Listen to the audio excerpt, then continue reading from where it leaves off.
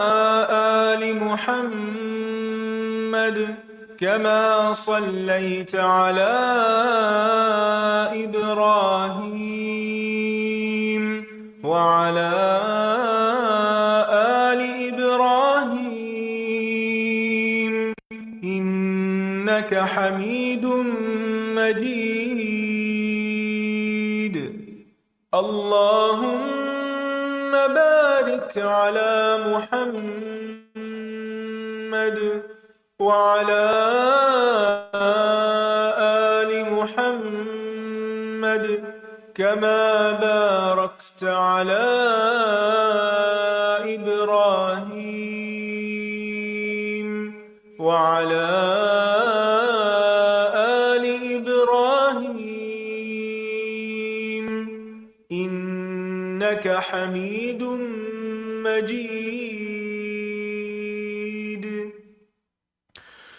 لقد من الله على المؤمنين إذ بعث فيهم رسولا من أنفسهم يتلو عليهم آياته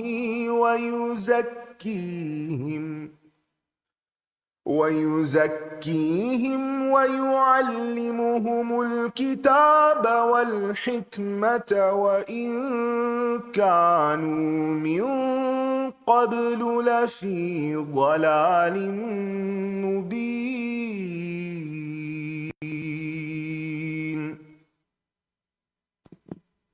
السلام علیکم ورحمۃ اللہ وبرکاتہ. کیسے ہیں سب؟ الحمدللہ.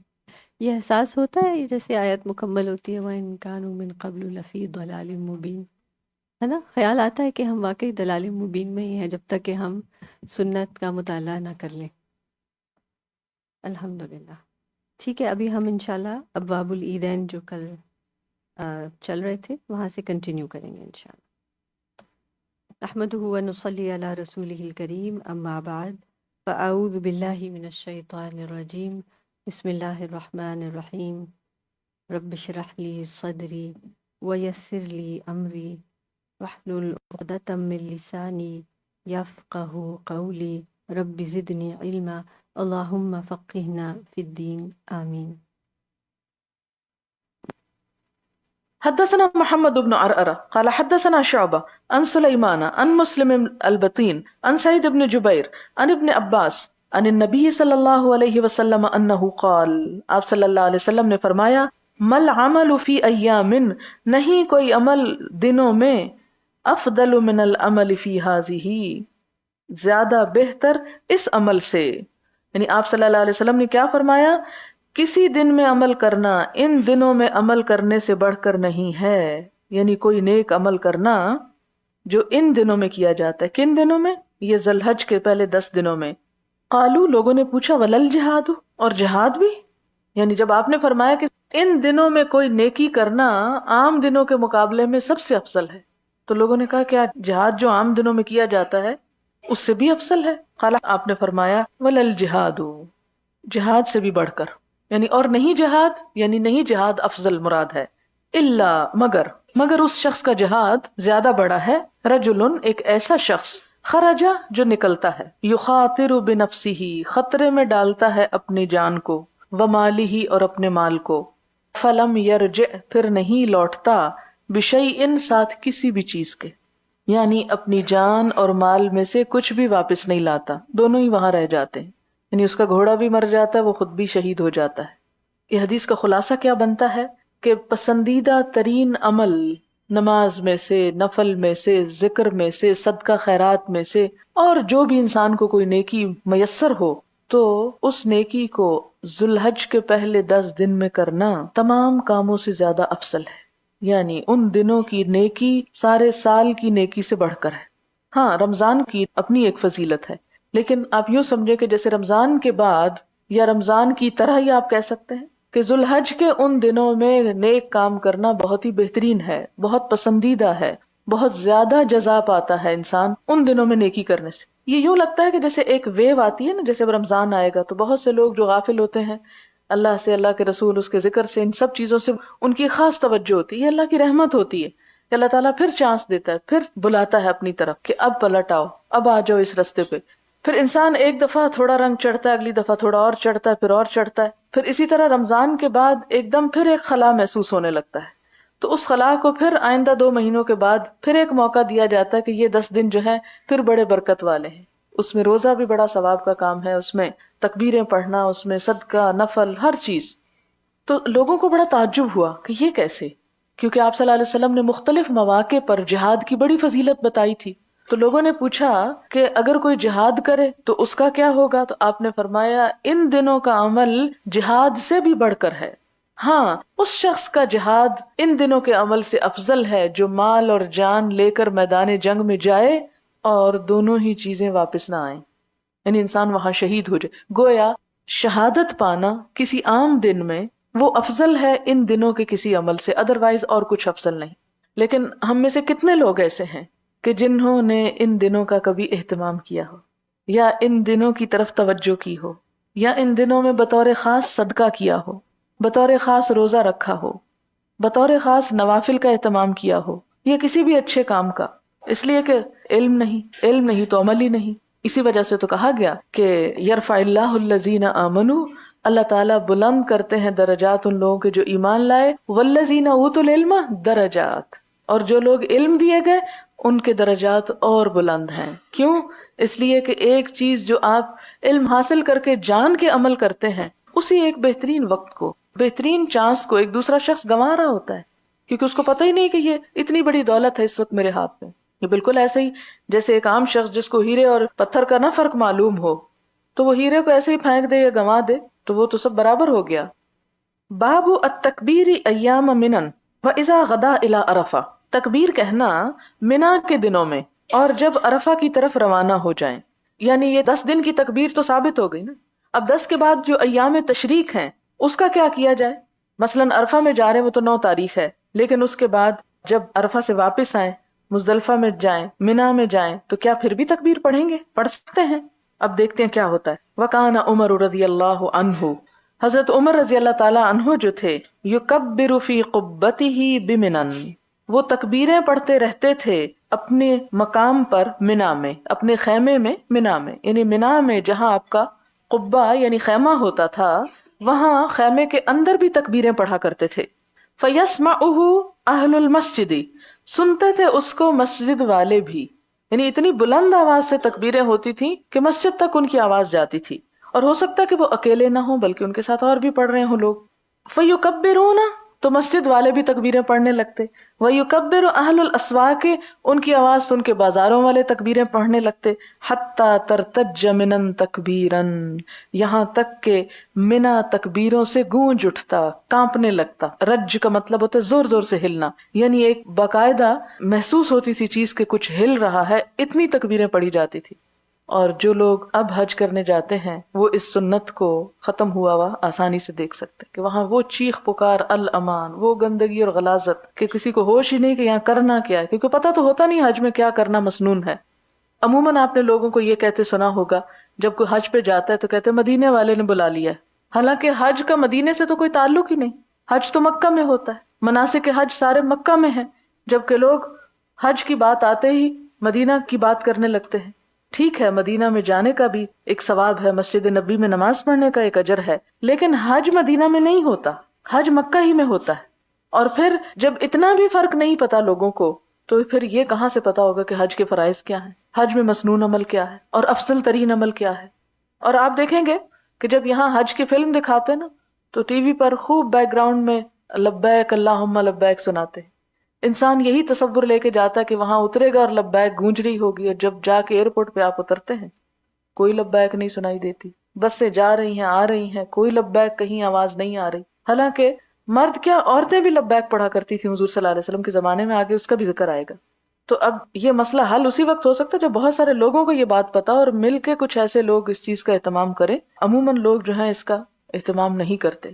اتنا ضرور ہوتا ہے کہ منا میں کہ ہر نماز کے بعد جو لوگ مسجد میں بیٹھے ہوتے ہیں وہ تکبیریں پڑھ لیتے، لیکن مسجد کتنی اور کتنے لوگ مسجد کے اندر جا سکتے ہیں؟ ایک لمیٹڈ نمبر، چند سو لوگ. تو چند سو لوگوں کے تکبیر پڑھنے سے وہ منظر تو نہیں ہو سکتا جو صحابہ کرام کے زمانے میں تھا. وکان ابن عمر یکبر بمنن، ابن عمر بھی منا میں تکبیریں پڑھتے تلک الایام، ان دنوں میں، وخلف الصلوات، اور نمازوں کے بعد. اس سے کیا پتہ چلتا ہے کہ تکبیریں صرف نمازوں کے بعد نہیں ہوں گی بلکہ اس کے علاوہ بھی ہوں گی وقتاً فوقتاً، تاکہ پتہ چلے کہ ہم یہاں اللہ کے ذکر کے لیے آئے ہوئے ہیں. وعلی فراشہ، اور وہ اپنے بستر پر بھی لیٹ کے تکبیریں پڑھتے.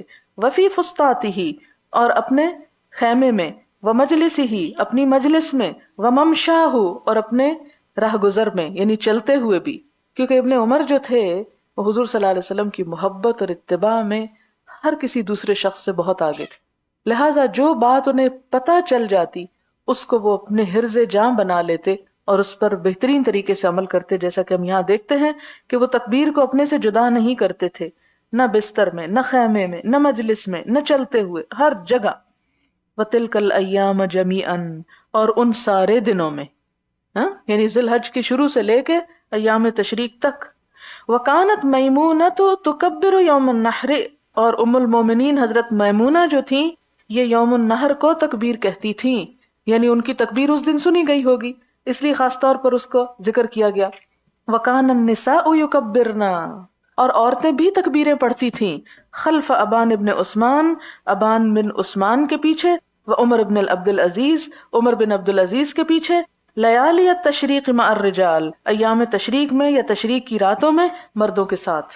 اس سے کیا پتہ چلتا ہے کہ صرف مرد نہیں بلکہ عورتیں بھی. اور خاص طور پر یہ دو حضرات کا ذکر کیا گیا کہ جن کے پیچھے سے مطلب کیا ہے، اور خاص طور پہ اگلا لفظ آپ دیکھیں کہ مع الرجال فی المسجد، مسجد کے اندر، یعنی مسجد میں جب حاضر ہوتی تو ظاہر ہے کہ عورتوں کی جگہ الگ تھی. جب مرد تکبیر پڑھ رہے ہوتے تھے تو اس کے ساتھ ان کی آوازیں بھی گونج رہی ہوتی تھی. امام بخاری جب عورتوں کی بہت زیادہ باتیں لاتے ہیں تو مجھے حیرت ہوتی ہے کہ امام بخاری میں اور ہمارے دور کے علماء میں کتنا بڑا فرق ہے. یعنی کسی معاملے میں کسی موقع پہ وہ جانے نہیں دیتے مسئلہ جہاں بھی عورت کا ذکر ہو، خاص طور پہ لے کے آتے ہیں تاکہ یہ پتہ چلے کہ عورتیں اعمال میں مردوں کے برابر ہیں، پیچھے نہیں ہیں. لیکن ہمارے ہاں ان کو بہت پیچھے ڈال دیا گیا ہے ہر معاملے میں. اسی وجہ سے تو پھر عورتوں کو بہت اسلام سے شکوے شکایات ہونے لگے. ہم نے خود موقع دیا ان کو بات کرنے کا.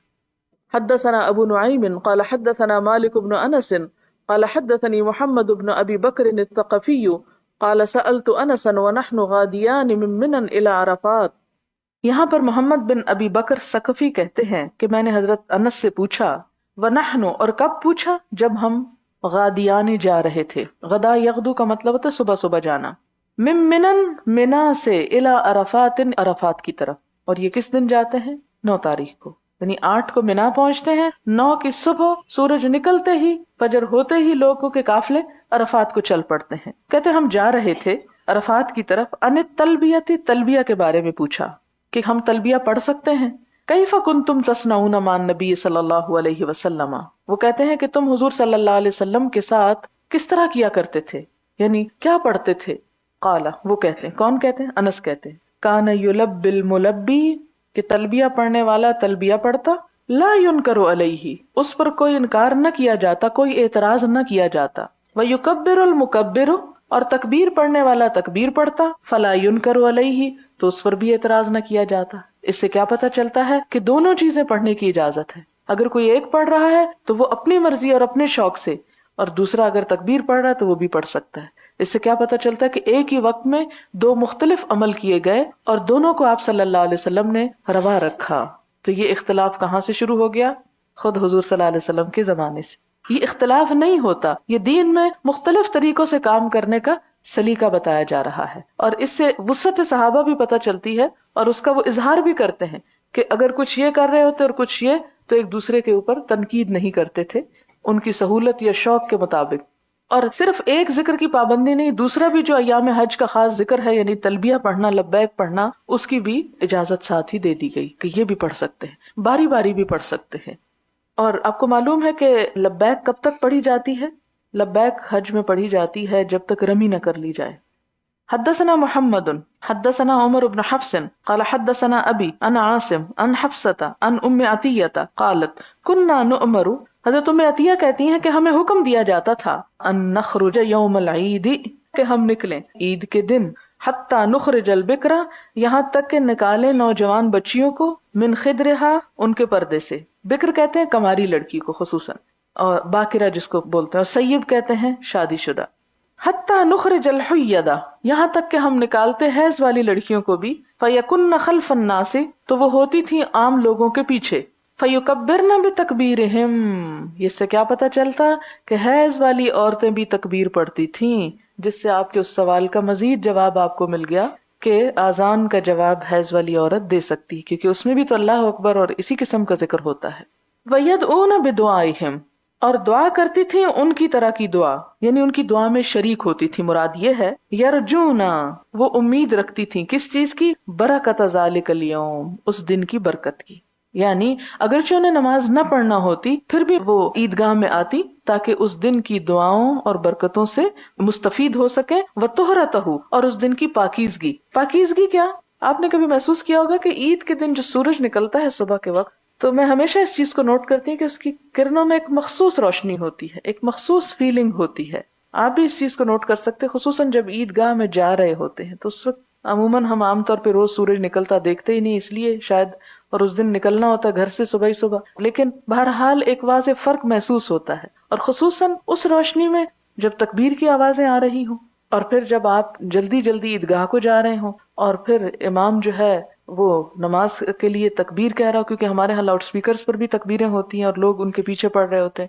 اور پھر آپ دیکھیں کہ جب نماز کی قرات ہو رہی ہوتی تو پورا مہینہ آپ پیوریفائی ہو چکے ہوتے ہیں نمازیں پڑھ پڑھ کے، روزے رکھ رکھ کے. تو اس وقت جب اتنا ہجوم دیکھتے ہیں اور وہ سارا ہجوم مل کر اللہ کی تکبیر اور حمد و ثنا کر رہا ہوتا ہے، تو وہ سین جو ہے وہ دیکھنے سے تعلق رکھتا ہے، اور خود بخود انسان کے آنسو روا ہو جاتے ہیں اور اللہ تعالیٰ سے ایک خاص قرب محسوس ہوتا ہے.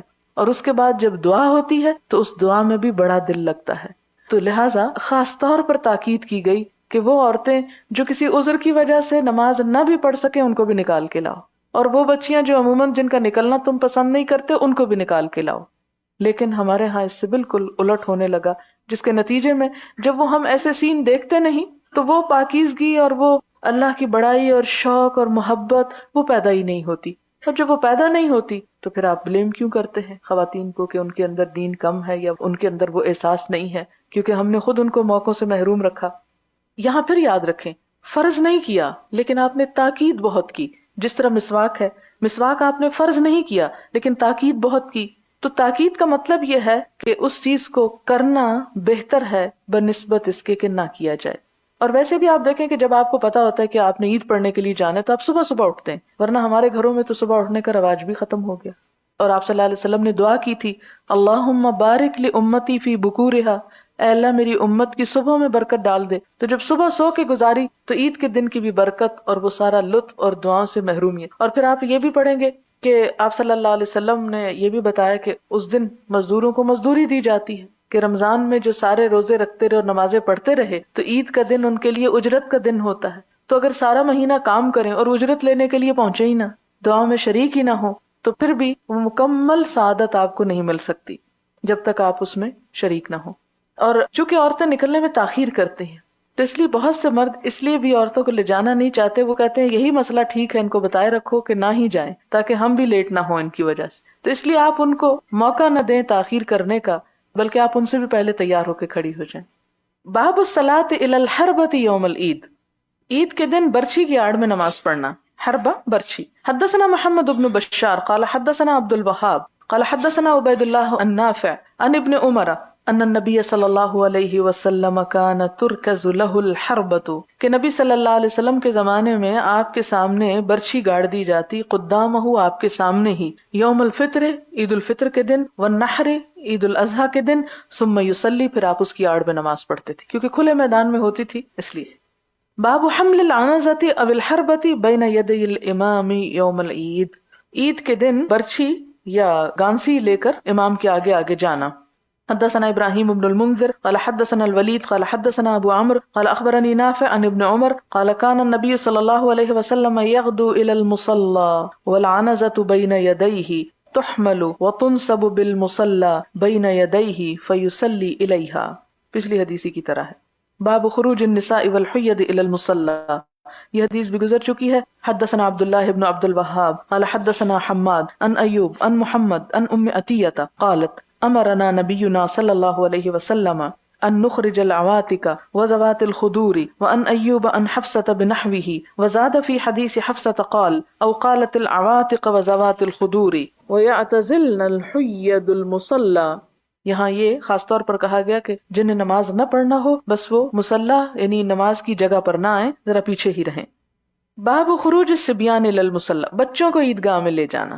حدثنا عمرو بن عباس قال حدثنا عبد الرحمن قال حدثنا سفیان عن عبد الرحمن بن عابس قال سمعت ابن عباس قال خرجت مع النبي صلی اللہ علیہ وسلم یوم فطر. ابن عباس کہتے ہیں کہ میں حضور صلی اللہ علیہ وسلم کے ساتھ گیا تھا. خرجت میں نکلا یوم الفطر کے دن او اضحیٰ یا اضحیٰ کے دن. فصلی العید، پھر انہوں نے عید کی نماز پڑھائی، یعنی کس نے؟ آپ صلی اللہ علیہ وسلم نے. ثم خطبہ، پھر خطبہ دیا. ثم اتى النساء فوعظہن، پھر عورتوں کے پاس تشریف لائے، انہیں واعظ کیا. وذکرہن، انہیں تذکیر کی. وامرہن بالصدقہ، اور ان کو صدقہ کرنے کی تلقین کی. اسی لیے مسلمان جو مسلمانوں کو تعلیم دیتا ہے اس کو تذکیر کہا جاتا ہے، اور جو مسلمان غیر مسلم سے اسلام کی بات کرتا ہے اسے تبلیغ کہا جاتا ہے. ابلاغ کا مطلب ان تک میسج پہنچا دینا جنہیں نہیں پہنچا، اور جن کو آلریڈی پہنچا ہوا ہے انہیں کیا کریں؟ انہیں یاد دہانی کرائیں. تو تذکیر کا مطلب ہوتا ہے یاد دہانی کرنا. آپ میں سے بہت سے لوگ کہتے ہوں گے کہ جب آپ کسی کو بلائیں کہ آؤ تم بھی قرآن کی محفل میں یا حدیث کی، تو کہیں گے جی ہمیں پتا ہے، ہم جانتے ہیں. بالکل، ہم کسی کو یہ نہیں سمجھتے کہ وہ جاہل ہے اس لیے ہم آپ کو یہاں بلا کے بیٹھے ہوئے ہیں کہ آپ کو نہیں پتا. آپ بہت جانتے ہیں، لیکن اصل فرض کیا ہے؟ تذکیر، یاد دہانی. یعنی یاد بھی ہے تو دوبارہ یاد کرا دیا جائے. آپ دیکھیں، آپ نے کسی شادی میں جانا ہوتا ہے، کسی فنکشن میں، تو آپ بار بار ایک دوسرے کو یاد کراتے ہیں، اچھا وہ فلان دن جانا ہے نا. پھر وہاں وہ کیوں نہیں کہتے جی ہاں ہمیں پتا ہے، تم کیوں کہہ رہی ہو دوبارہ؟ تو جو شوق کی باتیں ہیں وہ 10 دفعہ کر کے بھی نہیں تھکتے، اور جس چیز سے دلچسپی نہیں، اگر کوئی ایک دفعہ بھی یاد دلا دے تو اچھا نہیں لگتا. تو یہ پھر دیکھ لیں کہ دونوں کا رزلٹ کیا ہوگا. باب استقبال الامام الناس فی خطبۃ العید، استقبال منہ کرنا الامام امام کا، الناس لوگوں کے، فی خطبۃ العید عید کے خطبے میں. یعنی خطبہ کس طرح امام دے، ایسے نہیں جیسے نماز پڑھائی جاتی. اور یہ باب اس لیے آیا کہ عید میں پہلے نماز ہوتی ہے اور نماز کے بعد خطبہ ہوتا ہے، تو کہیں لوگوں کو یہ شک نہ رہے کہ جس پوزیشن میں نماز ہوتی ہے اسی میں کھڑے ہو کے آپ صلی اللہ علیہ وسلم نے خطبہ ارشاد کر دیا ہو یا بیٹھے بیٹھے کچھ تعلیم دے دی ہو. نہیں، بتایا یہ گیا ہے کہ آپ صلی اللہ علیہ وسلم نے لوگوں کی طرف منہ موڑ کر باقاعدہ ان کو خطبہ ڈلیور کیا.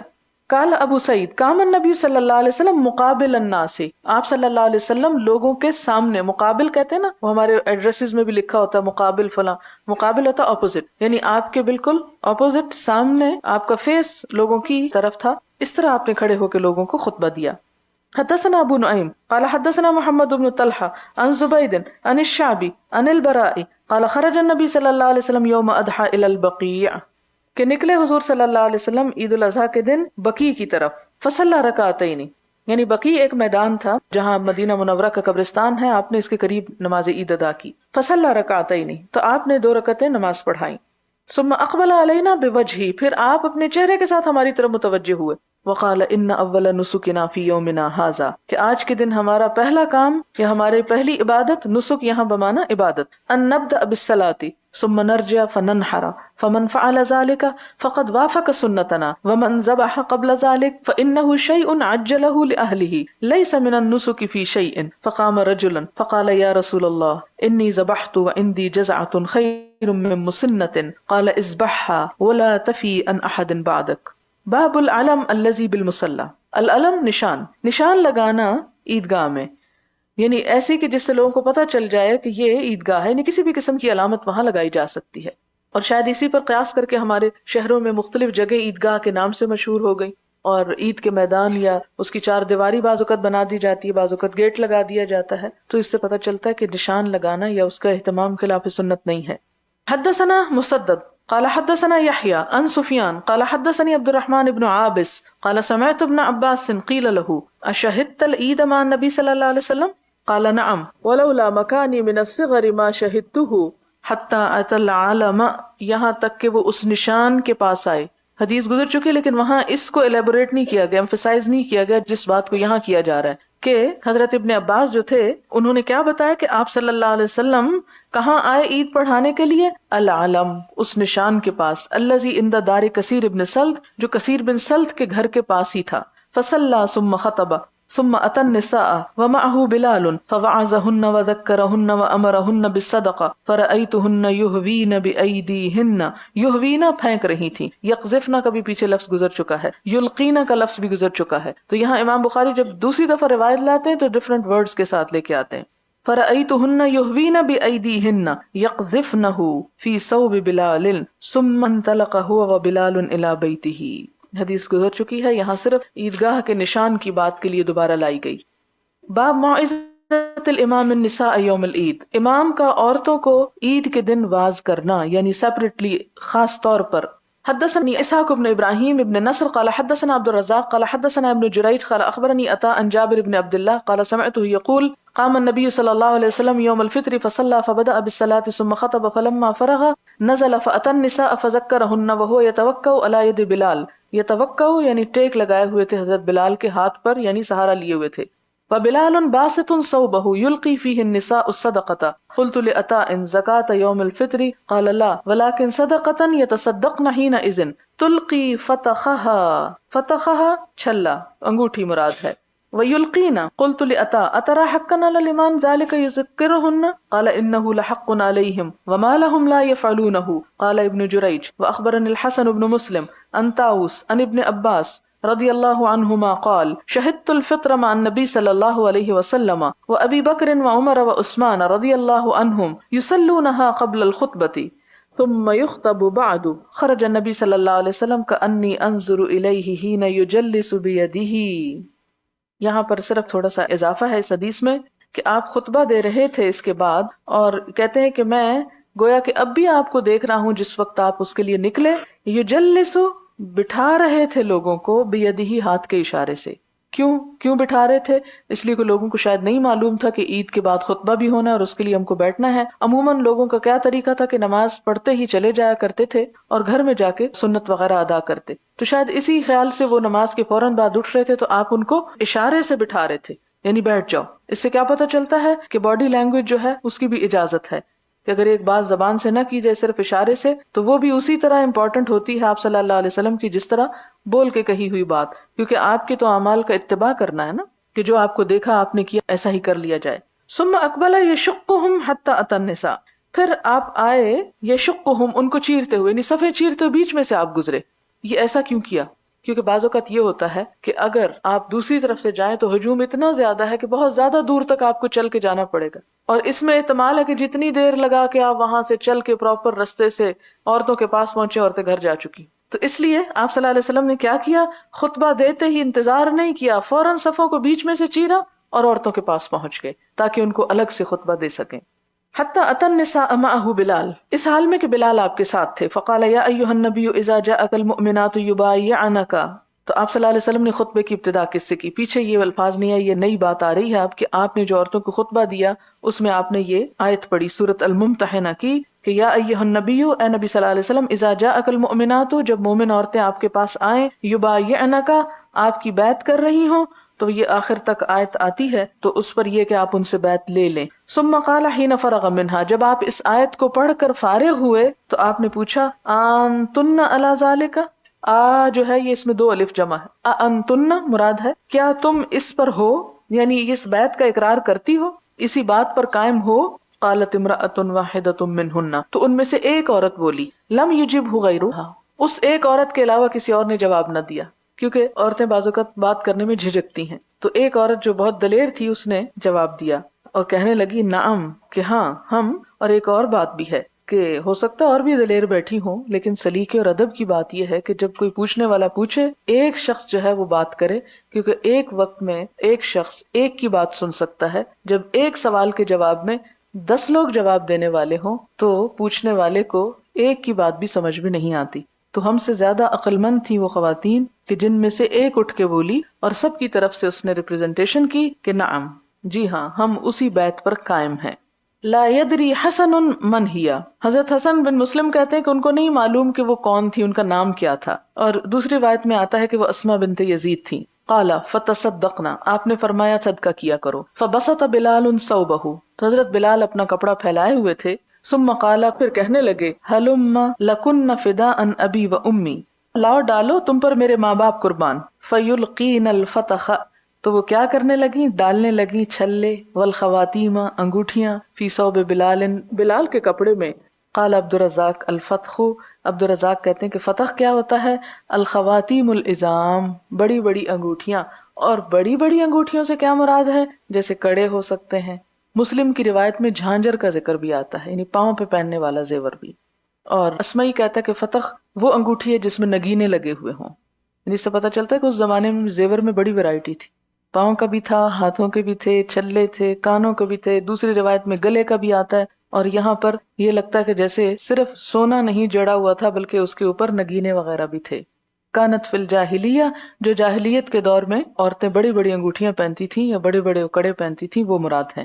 یہاں پر آپ دیکھیں، ایک طرف تو حضور صلی اللہ علیہ وسلم نے ان کو کیا کہا کہ میں نے تمہاری اکثریت کو جہنم میں دیکھا ہے، صدقہ کیا کرو، اور اس کی وجہ بھی بتائی، وہ یہاں نہیں لائے۔ اصل میں تھوڑا سا حدیث بیان کرنے کا مزاج آپ کو سمجھنا چاہیے کہ مختلف صحابی جب بیان کرتے ہیں تو اس میں ضروری نہیں کہ ہر صحابی A to Z ایک ایک ڈیٹیل لے کر آئے۔ ایک بیان کرتا ہے تو وہ جتنا حصہ اس کو یاد ہوتا ہے وہ اتنا بیان کر دیتا ہے، دوسرا جتنا اس کو یاد ہوتا ہے اتنا۔ بعض ایسے ہوتے ہیں کہ چھوٹی چھوٹی ڈیٹیل لے کر آتے ہیں، اور بعض اوقات امام بخاری کیا کرتے ہیں کہ وہ ضروری حصہ صرف کوٹ کر دیتے ہیں، باقی ڈیٹیل چھوڑ دیتے ہیں، تاکہ جو اصل مسئلہ اس سے نکالا جا رہا ہے اس پہ توجہ رہے، نہ کہ پورے قصے پہ۔ پھر یہاں پر آپ دیکھیں کہ حضرت بلال جو ہے خواتین سے کتنے احترام کے ساتھ مخاطب ہوتے ہیں کہ لَكُنَّ فِدَاءً أَبِي وَأُمِّي، کہ تم عورتوں پہ میرے ماں باپ فدا، کہ تم صدقہ کرو یا کر رہی ہو، اللہ تمہیں جزائے خیر دے، یعنی ایک طرح سے ان کو تسلی دے رہے ہیں۔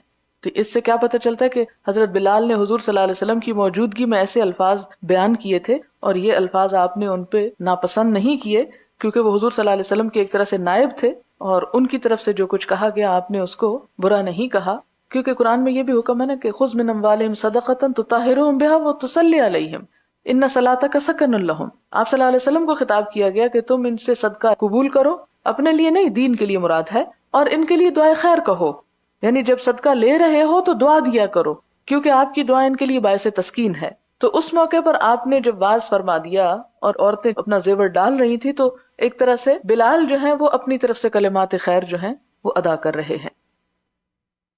پھر اس کے بعد آتا ہے باب اذا لم یکن لہا جلباب فی العید، کہ اگر کسی عورت کے پاس جلباب نہیں ہے، جلباب کہتے ہیں لمبی چادر کو، ایک لمبی چادر جو اوپر سے نیچے تک ڈھانک لے، یہ وہ چادر ہے جو گھر سے باہر پہننے کے لیے استعمال کی جاتی ہے۔ بہت سے لوگ یہ کہتے ہیں نا کہ جی گھر کا ڈریس بھی تو ہمارا ڈھیلا ڈھالا ہے، کھلا ہے، اس سے کیا فرق پڑتا ہے؟ تو جلباب وہ چادر جو باہر جانے کے لیے یعنی لانگ ڈریس کے طور پہ استعمال ہوتی ہے۔ اگر کسی کے پاس جلباب نہیں تو کیا کرے؟ وہ نہ جائے؟ نہیں، وہ جائے لیکن جلباب ادھارا لے لے کسی سے، یہ کسی دوسرے کے جلباب میں گھس جائے۔ حدثنا ابو معمر قال حدثنا عبد الوارث قال حدثنا ایوب عن حفصة بنت سیرین قالت كنا نمنع جوارینا ان يخرجن یوم العید۔ حفصہ بنت سیرین جو ہیں وہ کہتی ہیں کہ ہم اپنی بچیوں کو، اپنی لڑکیوں کو، جواری جاریہ کی جمع، عید کے دن باہر نکلنے سے منع کرتے تھے، اور شاید اس لیے کہ جی زیب و زینت ہوتی ہے اور ہجوم بہت ہے، تو تم لڑکیوں کا کیا کام رش میں جانے کا۔ فجاءت امرأۃ، یہ حدیث پیچھے گزر چکی ہے، تو ایک عورت آئی، فنزلت قصر بنی خلف، بصرے میں ایک جگہ تھی قصر بنی خلف، وہاں پر اتری، فاتیتها، تو میں اس کے پاس اس سے ملنے کے لیے آئی۔ کون؟ حفصہ بنت سیرین، یہ ایک محدثہ ہیں۔ فحدثت ان زوج اختها غزا مع النبی صلی اللہ علیہ وسلم 12 غزوۃ، وہ کہنے لگی کہ میرے بہنوئی نے حضور صلی اللہ علیہ وسلم کے ساتھ 12 غزووں میں شرکت کی۔ فکانت اختها معه فی 6 غزوات، اور اس خاتون کی بہن جو کہ اس شخص کی بیوی تھی جنہوں نے 12 غزووں میں شرکت کی، یہ 6 غزوات میں ساتھ تھیں۔ قالت کہتی ہیں فکنا نقوم علی المرضى، ہم بیماروں کی عیادت کرتے تھے، ونداوی الکلمہ، اور زخمیوں کا علاج کرتے تھے، نداوی دوا اسی سے ہے، نداوی کا لفظ جو نا دوائیں دیتے تھے۔ فقالت یا رسول اللہ، تو میری بہن کہتی ہیں اے اللہ کے رسول صلی اللہ علیہ وسلم، اعلی احدانا بأس، کیا ہم میں سے کسی عورت پر کوئی حرج ہوگا، کوئی قباحت تو نہ ہوگی، اذا لم یکن لہا جلباب، کہ اگر اس کے پاس بڑی چادر نہیں ہے، اللہ تخرج، کہ وہ نہ جائے۔ یعنی یہ کیوں پوچھ رہی ہیں ام عطیہ؟ یہ ام عطیہ ہیں جو سوال کر رہی ہیں، اور اس خاتون کی بہن ہیں جو بصرے میں حفصہ بنت سیرین کو حدیث بتا رہی ہیں۔ ام عطیہ کیا کہتی ہیں کہ انہوں نے حضور صلی اللہ علیہ وسلم سے پوچھا کہ اگر کسی عورت کے پاس چادر ہی نہیں تو پھر وہ نہ جائے عید پڑھنے، گھر میں ہی رہے، کوئی حرج تو نہیں؟ فقالا، تو آپ نے فرمایا لتلبسها صاحبتها من جلبابها، چاہیے کہ پہنائے اس کو اس کی سہیلی اپنے جلباب میں سے. یہاں بہن کا لفظ شاید اس لیے نہیں آیا کہ بہنیں بہنوں کو کپڑے دیتے ہوئے ذرا تھوڑے سے کھینچا تانی کا شکار ہو جاتی ہیں، لیکن سہیلی کو وہ دینا پڑے تو شوق سے دیا جاتا ہے. تو اس لیے آپ صلی اللہ علیہ وسلم نے آسان رستہ بتایا، لِتُلْبِسْهَا صَاحِبَتُهَا، کہ اس کی جو ساتھی ہے، اس کی جو سہیلی ہے، وہ اس کو پہنا دے اپنا جلباب، یعنی ادھارا مانگ کے لے جائے. فَلْيَشْهَدْنَ الْخَيْرَ، پس چاہیے کہ حاضر ہوں خیر کو، یعنی اس بہانے سے گھر نہ بیٹھی رہے کہ جی باہر جانے کا کپڑا کوئی نہیں. وَدَعْوَةَ الْمُؤْمِنِينَ، اور مومنوں کی دعا میں شریک ہوں.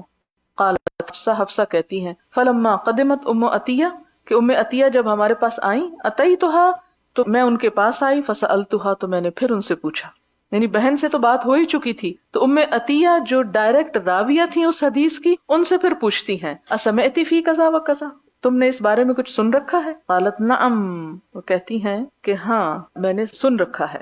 ابا، اس کا مطلب ہے کہ میرے باپ قربان ہو.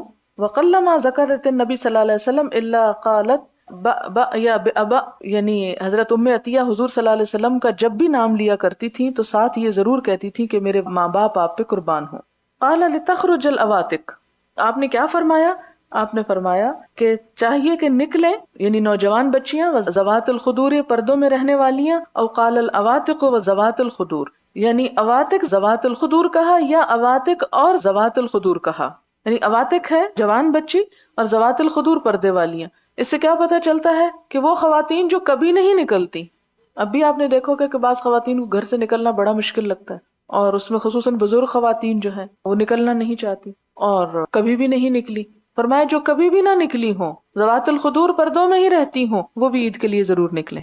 او قال العواتق و ذوات الخدور شک ایوب والحید، اور حیض والیاں بھی، وَيَعْتَزِلُ الْحُيَّدُ الْمُصَلَّى، اور حیض والیاں عیدگاہ سے الگ رہیں. وَلْيَشْهَدْنَ الْخَيْرَ، اور چاہیے کہ حاضر ہوں خیر میں. وَدَعْوَةَ الْمُؤْمِنِينَ، اور مومنوں کی دعا میں. قالت فَقُلْتُ لَهَا الْحُيَّدُ، حضرت حفصہ کہتی ہیں میں نے کہا کیا حیض والیاں بھی حیرت کا اظہار کرتی ہیں نا؟ قالت نعم، ام عطیہ کہتی ہیں ہاں. الیس الحائض تشہد عرفات، کیا حائضہ عورت عرفات نہیں جاتی؟ یعنی عیدگاہ کی جگہ، یعنی کسی شہر میں کوئی کھلا میدان، عرفات کے مقابلے میں تو کوئی چیز نہیں، تو کیا وہ عرفات نہیں جاتی؟ وتشہد کذا وتشہد کذا، اور فلاں جگہ پہ بھی وہ جاتی ہے، تو کیا عیدگاہ میں آنا ہی مشکل ہے؟ ہمارے ہاں بھی آپ دیکھیں کہ عورتیں مشرق سے مغرب کا سفر کرتی ہیں، امریکہ سے چین تک جاتی ہیں، لیکن عیدگاہ جانے سے اعتراض کرتی ہیں کہ نہیں یہاں نہیں جایا جا سکتا. تو یہ ایک زیادتی ہے کہ ہم بازار بھی جائیں، ہم بینک بھی جائیں، ہم اسکول بھی جائیں، کالج جائیں، یونیورسٹی جائیں، ہاسپٹل جائیں، ہر جگہ پہنچے، لیکن عید کے لیے نہیں جانا. تو یہ دین میں سختی اور ایسی ایک ناروا بات ہے کہ جس کو ان تمام صحابیات اور حضور صلی اللہ علیہ وسلم کے طرز عمل کے مقابلے میں کوئی اہمیت حاصل نہیں. اور اس کی وجہ یہ ہے کہ پیچھے آپ یہ حدیث تو پڑھ چکے ہیں کہ اپنی ضرورت کے لیے عورت کو نکلنے کی اجازت دی گئی. تو ام عطیہ خاص طور پر کہتی ہیں کہ عورت اگر عرفات جا سکتا ہے، حج کے ہجوم میں جا سکتی، حج سے بڑا کوئی ہجوم ہوتا ہے مسلمانوں کا؟ کیونکہ وہ ہجوم کی بات تھی نا کہ عورتیں نکلیں، اور پھر یہ کہ پیریڈز میں نکلے، تو کہتے ہیں جب وہاں جا سکتی ہیں اور پیریڈز کی حالت میں جا سکتی ہیں. اور پھر قضا و قضا جو کہا تو ہو سکتا ہے کہ منا مراد ہو، تو کہا کہ جب وہاں جا سکتی ہیں تو اور جگہوں پہ کیوں نہیں جا سکتی، یعنی عید پڑھنے کے لیے کیوں نہیں جا سکتی. باب اعتزال الحید المصلی، حائضہ عورتیں نماز کی جگہ سے الگ رہیں. حدثنا محمد بن المثنى قال حدثنا ابن ابی عدی عن ابن عون عن محمد قال قالت ام عطیہ امرنا ان نخرج، ہمیں حکم دیا گیا کہ ہم نکلیں. فنخرج الحید، ہم نکالیں حیض والیوں کو. والعواتق وذوات الخدور قال ابن عون اب العواتق ذوات الخدور فاما الحید فیشهدن جماعت المسلمین ودعوتهم ویعتزلن مصلاهم. باب النحر والذبح یوم النحر بالمصلی، عید الاضحیٰ کے دن عیدگاہ میں نحر اور ذبح، نحر اور ذبح دو الگ الگ کیوں کہے گئے باتیں؟ میں نے آپ کو پیچھے بتایا تھا کہ نحر کہتے ہیں اونٹ کی قربانی، ٹھیک ہے، اور ذبح بکری وغیرہ قربان کرنا. یوم النحر عید الاضحیٰ کے دن بالمصلی، عیدگاہ میں، یعنی عیدگاہ میں ہی قربانی بھی کی جا سکتی ہے، اونٹ بھی. اور آپ کو معلوم ہے نا کہ نحر کھڑے ہو کے ہوتا ہے اور پھر اونٹ کو لٹایا جاتا ہے، یعنی کہا جاتا ہے کہ اس کے گلے میں تیر مارا جاتا ہے یا سینے پہ برچھا مارا جاتا ہے، یا اس کو خنجر مار کے پہلے ذرا اس کی قوت کو کم کرتے ہیں اور اس کے بعد پھر گلا کاٹتے ہیں. اس میں یہ کہ کھڑا بھی کیا جا سکتا ہے اور بٹھا کے بھی، لٹا کے نہیں، کیونکہ لٹا کے اونٹ کو پکڑنا مشکل ہے. حدثنا عبد الله بن يوسف قال حدثنا الليث قال حدثني كثير بن فرقد عن نافع عن ابن عمر أن النبي صلى الله عليه وسلم كان ينحر أو يذبح بالمصلى کہ نبی صلی اللہ علیہ وسلم عیدگاہ میں ہی نہر اور ذبح کیا کرتے تھے، تو سب کے سامنے اس لیے کہ اور لوگ بھی دیکھیں۔ باب کلام الامام والناس فی خطبۃ العید، امام کا کلام کرنا اور لوگوں کا باتیں کرنا عید کے خطبے میں۔ وَإِذَا سُئِلَ الْإِمَامُ عَنْ شَيْءٍ وَهُوَ يَخْطُبُ، اور امام سے جب کوئی بات پوچھی جائے حالانکہ وہ خطبہ دے رہا ہو تو کیا اس کی اجازت ہے؟ اسے امام بخاری اس لیے لائے ہیں کہ جمعے کے خطبے میں تو بہت سختی سے منع کیا گیا کہ لغو ہے، اگر کسی نے دوسرے کو یہ بھی کہا کہ چپ ہو جاؤ، اس نے بھی لغو بات کی، لیکن عید کا خطبہ چونکہ ہجوم بڑا ہوتا ہے اس لیے تھوڑی رخصت ہے۔ حدثنا مسدد قال حدثنا ابو الاحوص قال حدثنا منصور بن المعتمر عن الشعبي عن البراء بن عازب قال خطبنا رسول الله صلی اللہ علیہ وسلم یوم النحر بعد الصلاة، کہ یوم النحر کو نماز کے بعد آپ صلی اللہ علیہ وسلم نے خطبہ دیا۔ فقال من صلی صلاتنا، تو آپ نے فرمایا جس نے ہماری نماز پڑھی، ونسک نسکنا فقد اصاب النسک ومن نسک قبل الصلاة فتلک شاة لحم، جس نے نماز سے پہلے ہی قربانی کر لی تو وہ گوشت کی بکری ہے، یعنی ایک عام گوشت ہے، یعنی ایک عام بکری کا گوشت ہے، مراد یہ ہے۔ فقام ابو بردۃ بن نیار فقال یا رسول اللہ، یہ پیچھے حدیث گزر چکی ہے، فقال یا رسول اللہ واللہ لقد نسکت قبل ان اخرج الى الصلاة، یعنی وہ خطبہ دے رہے تھے تو ایک شخص نے سوال کر لیا، وعرفت ان اليوم یوم اکل و شرب فتعجلت واکلت واطعمت اہلی وجیرانی، کہ مجھے جلدی تھی، میں نے پہلے ہی ذبح کر لی، میں نے خود بھی کھایا، اپنے گھر والوں کو بھی کھلایا اور اپنے پڑوسیوں کو بھی بھیج دیا۔ فقال رسول اللہ صلی اللہ علیہ وسلم تلک شاۃ لحم، آپ صلی اللہ علیہ وسلم نے فرمایا یہ تو گوشت کی بکری ٹھہری۔ قال فإن عندي اناق جزعۃ، اس نے کہا کہ میرے پاس 1 سال کی بچیا ہے، ہی خیر من شاۃ لحم، وہ 2 بکریوں سے زیادہ بہتر ہے۔ فہل تجزی عنی، کیا وہ مجھے کافی ہو جائے گی؟ قال نعم ولن تجزی عن احد بعدک، تمہارے بعد کسی کو نہیں۔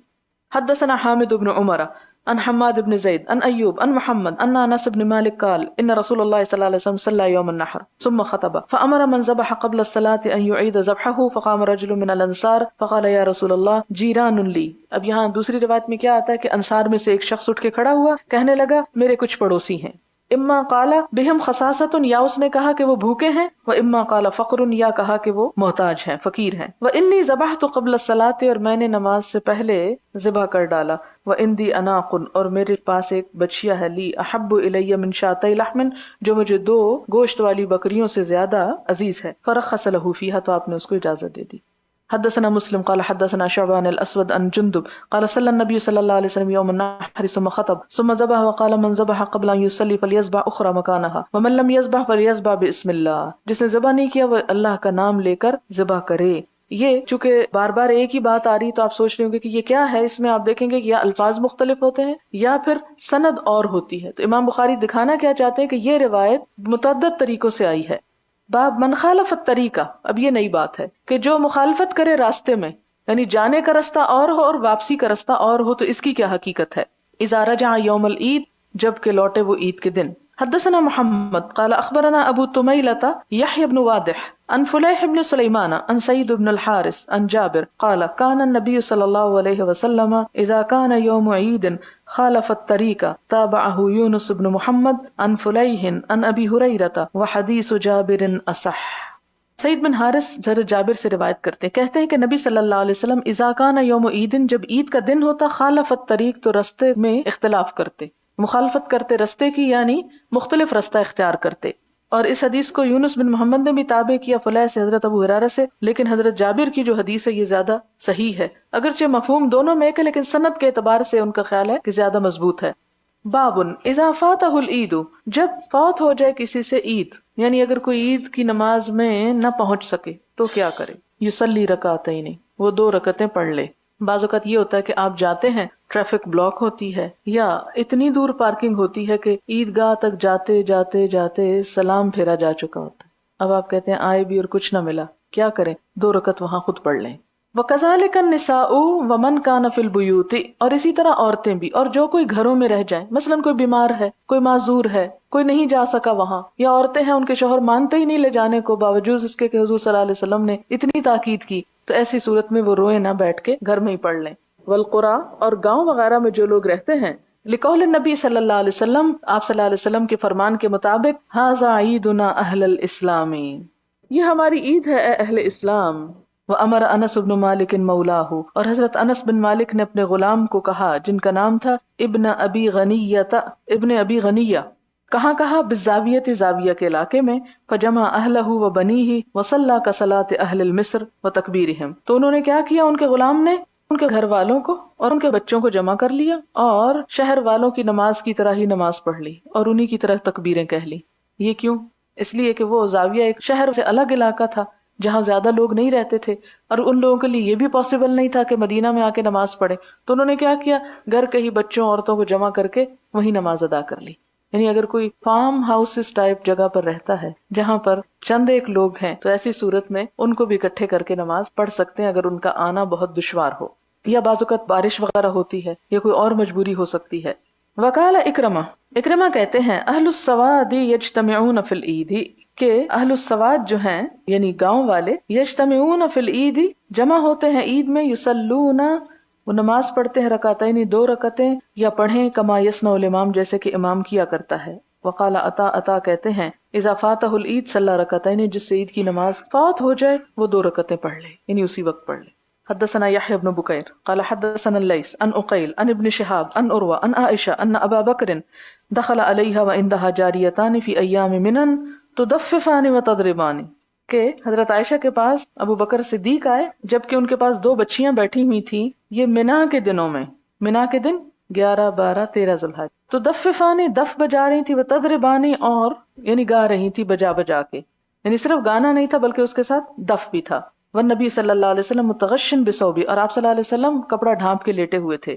یہاں لفظ مختلف ہیں پیچھے سے، متغشن ہے یہاں. فانتہرہما ابو بکر، تو حضرت ابو بکر نے ان دونوں کو جھڑکا. فکشف النبی صلی اللہ علیہ وسلم عن وجہہ، تو حضرت ابو بکر کی آواز سن کے حضور صلی اللہ علیہ وسلم نے اپنے چہرے سے پردہ ہٹایا، یعنی اپنے چہرے کو ننگا کیا. وقالا، اور فرمایا دعہما یا ابا بکر، ابو بکر انہیں چھوڑ دو. فإنها ایام عید، یہ عید کے دن ہیں. وتلک الایام ایام منن، اور یہ ہیں بھی منا میں. وقالت عائشة رأيت النبي صلى الله عليه وسلم يسترني وأنا أنظر إلى الحبشة وهم يلعبون في المسجد فزجرهم. یہاں بات وہی ہے جو پیچھے گزر چکی، تھوڑی سی نئی بات ہے. اور بات کیا ہے کہ حضور صلی اللہ علیہ وسلم مسجد نبوی میں حبشیوں کو کھیلتے ہوئے دیکھ رہے تھے. حضرت عائشہ پیچھے سے دیکھ رہی تھی اور حضرت عمر ان کو ڈانٹ رہے تھے، یعنی حبشیوں کو ڈانٹ رہے تھے کہ تم مسجد میں کیا کر رہے ہو. فقال النبی صلی اللہ علیہ وسلم، آپ صلی اللہ علیہ وسلم نے فرمایا داہم، ان کو چھوڑ دو. امنا بنی ارفدہ، بنو ارفدہ امن سے کھیلو، کوئی نہیں تمہیں کچھ کہتا، یعنی من الامن. اس سے آپ دیکھیں کہ دین کی گھاس اور غیرت میں صحابہ کرام بہت آگے تھے، لیکن اس کے باوجود آپ نے ان کو حدود کے اندر رکھا. لیکن ہم جو بہت سالوں بعد آئے، ہم ان حدود سب کو توڑ کے بہت آگے جانے کی کوشش کرتے ہیں، بہت افراط و تفرید کا شکار ہے. یا ادھر بہت الٹ جاتے ہیں یا دوسری طرف بہت چلے جاتے ہیں، یا بالکل دین کو چھوڑ دیتے ہیں یا اتنا دین میں آ جاتے ہیں کہ حدود کو پار کر کے تھوڑا اور آگے چلے جاتے ہیں. تو ان چیزوں کو کنٹرول میں رکھنے کے، درمیان میں رہنے کی ضرورت ہے، کیونکہ خیر الامور اوسطھا، بہترین کام وہ ہیں جو میانہ روی سے کیے جائیں. تو اس سے کیا پتہ چلتا ہے، گانے والوں کو حضرت ابو بکر نے ڈانٹا، کھیلنے والوں کو حضرت عمر نے ڈانٹا، لیکن آپ صلی اللہ علیہ وسلم نے دونوں کو کہا کہ نہیں کرنے دو. لیکن یہ یاد رہے کہ وہ جو کچھ کر رہے تھے وہ حدود کے اندر تھا، حدود سے باہر نہیں.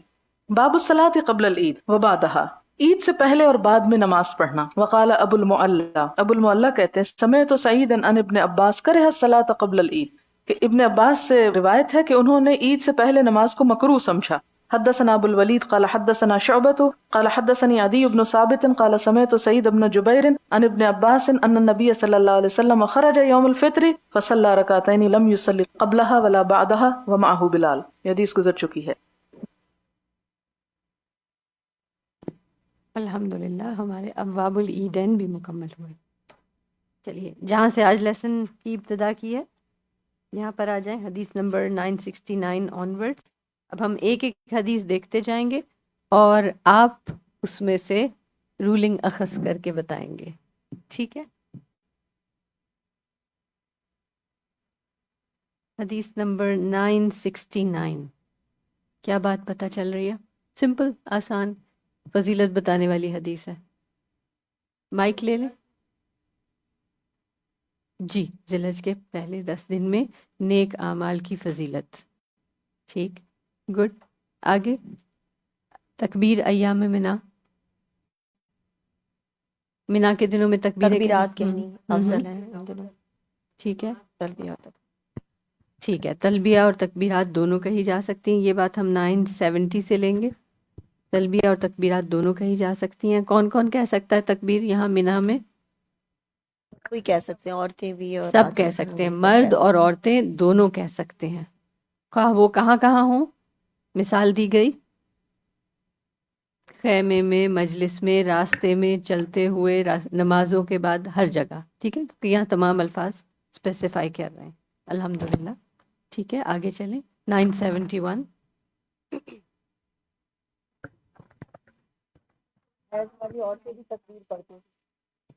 حیض والی عورتوں کے لیے نماز پہ نکلنے کا حکم دیا گیا ہے.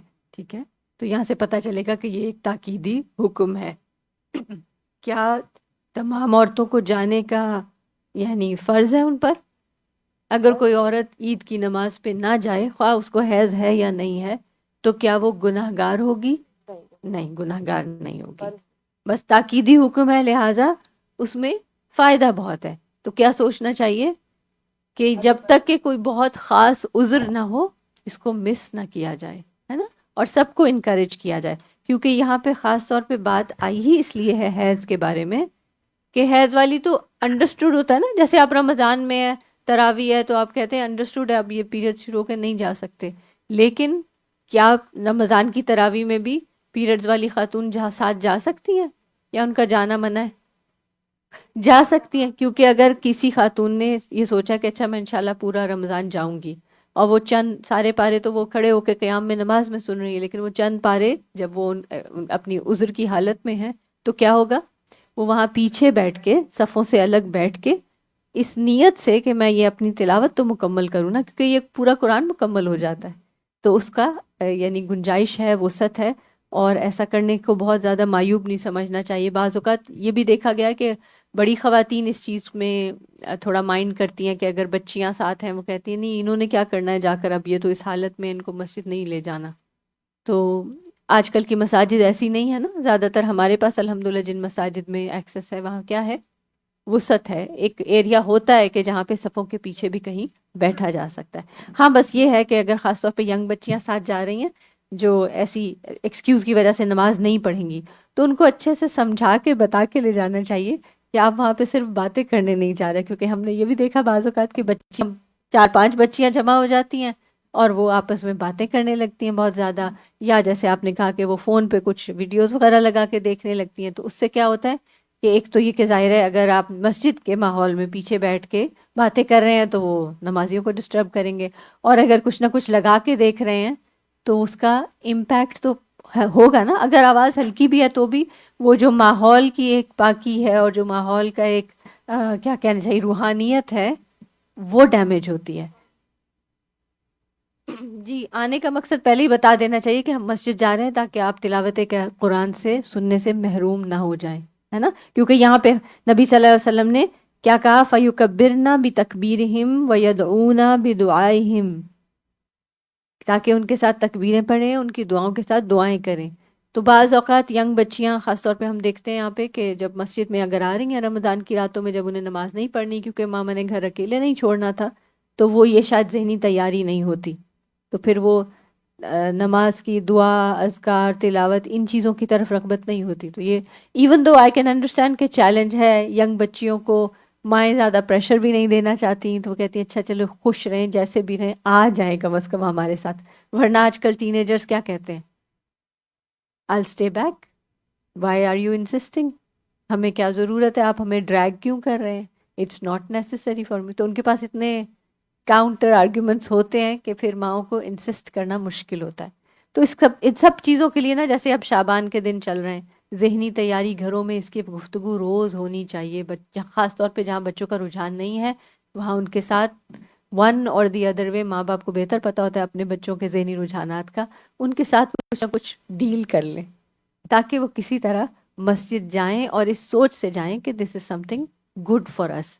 یہ نہیں کہ مسجد جا رہے ہیں اپنے ڈیوائسز لے کے. آج کل تو آسان بہت ہے نا، ایئر پوڈز لگے ہوئے ہیں اور آپ کہیں بھی بیٹھے ہیں تو آپ خدا نخواستہ مسجد میں بیٹھ کے بھی میوزک سن رہے ہیں. جی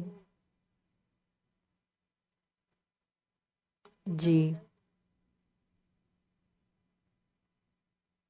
جی یہ تو ہمارے پاس بھی مسجد میں شکایت آتی ہے اور جگہوں پر بھی کہ بچے ٹین ایجرز یا اس سے بھی ینگ باہر نکل جاتے ہیں، وہ گروپ بن جاتا ہے اور باہر نکل کے وہ سردی ہے یا سردی نہ بھی تھی تب بھی گزشتہ سالوں میں دے گو اراؤنڈ اور وہ اپنے آپ کو بھی خطرے میں ڈالتے ہیں اور بعض اوقات مسجد کو بھی خطرے میں ڈالتے ہیں. یہاں پہ کوئی یہ جو ایمرجنسی اسٹیئر ویل ہے اس سے اسٹیئر ویل سے اوپر چڑھ کے رمضان کے بیچ میں مجھے رات کو ویڈیو آئی کہ یہ دیکھیں اوپر کیا ہو رہا ہے. تراوی نیچے ہو رہی تھی اور ماشاءاللہ اچھے خاصے ٹال لڑکے تھے جن کو تراوی میں اصولاً کھڑے ہونا چاہیے تھا لیکن وہ کہیں اور تھے.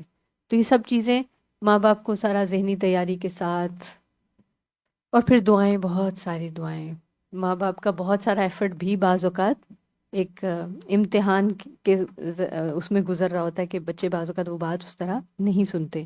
تو پتہ نہیں جو ینگ بچوں والے ہیں وہ رب اشرح لی صدری کتنی بار پڑھتے ہوں گے، لیکن بہت زیادہ کثرت سے پڑھنے کی ضرورت ہے الحمدللہ.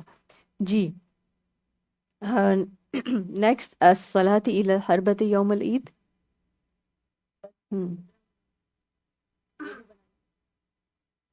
جی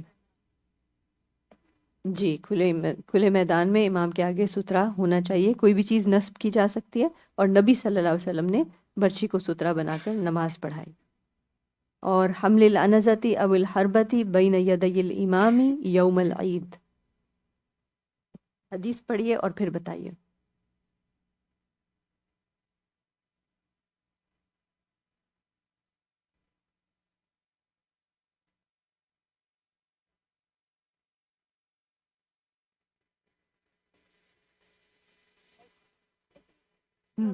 سترا لگانے والی جو بھی چیز ہے وہ ساتھ بھی لے جائی جا سکتی ہے، وہ آپ سے پہلے بھی جا سکتی ہے. یہ نہیں ہے کہ امام سے پہلے وہاں پہ کوئی جا نہیں سکتا، کیونکہ خاص طور پہ یہاں کیا بات آئی ہے بین یدیہ تحمل، ان سے آگے آگے تھی کہ وہ اٹھا کے آگے جا رہے تھے.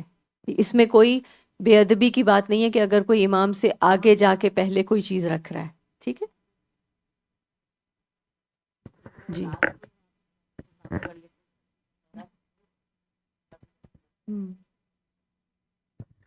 ٹھیک ہے. خروج النساء والحیض الی المصلی. اب دیکھیں کہ یہ حدیث تھوڑی ویریشن کے ساتھ آئی ہے. یہاں پر کیا ویریشن ہے، یہاں پہ کیا چیز ڈفرنٹ ہے؟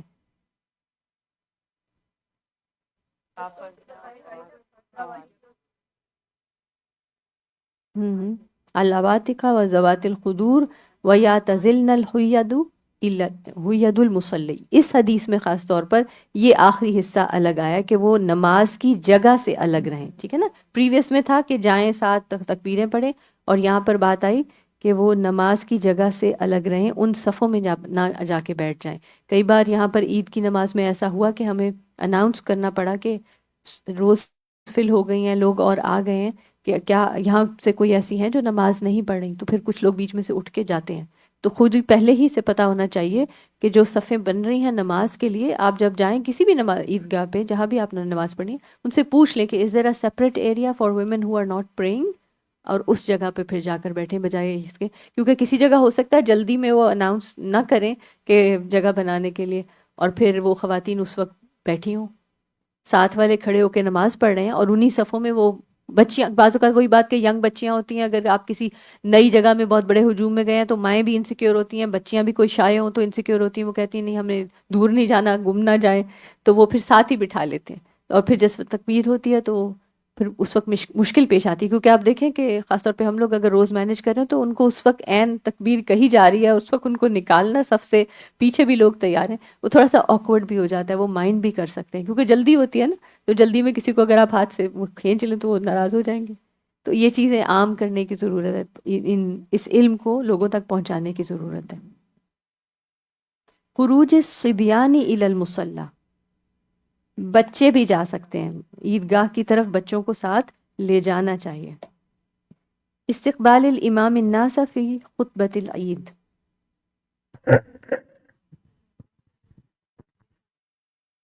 جی لوگوں کی طرف منہ کر کے خطبہ دیا جائے گا، کیونکہ نماز تو دوسری طرف منہ کر کے پڑھی جاتی ہے. جی جیسے آپ نے کہا کہ بڑا اجتماع ہے، انسیکیورٹی بھی ہوتی ہے بچیوں کو جی بھیجنا، جی تو پھر یہ کر سکتے ہیں کہ اس صف کے بالکل لیفٹ اینڈ پہ انہیں بٹھا دیا جائے آخر میں.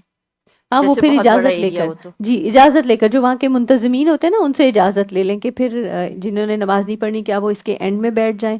پھر اس میں کیا ہوگا کہ اگر بالکل اینڈ میں ہے نا تو صف اس سے پھر ایک دو لوگوں کا گیپ دیکھ کے روک دی جائے، صف سے متصل نہ ہو. وہ متصل نہ ہو جس نے سب سے. نماز اچھا، نہیں پڑھنی وہ صف سے متصل نہیں ہونی چاہیے، ٹھیک ہے نا، تو گیپ ہونا چاہیے. کیونکہ میں نے ایک دفعہ دیکھا تھا جی تو یہ جو ایریا ہے نا ہوں یہاں پہ ایک دو بچیاں جو ہیں اس جی طرف اس کارنر میں بیٹھ گئی تھیں، جی جی جی تو وہی بات ہے کہ تو اگر وہ کارنر میں الگ ہیں، متصل نہ صف سے ہو، تھوڑا سا متصل نہیں ہے گیپ ہو. تو کوئی بات نہیں ہے. جی جزاک یعنی مجبوری ہوتی ہے نا کئی جگہوں کے یعنی لے آؤٹ ایسا ہوتا ہے کہ it doesn't allow any extra space at the back.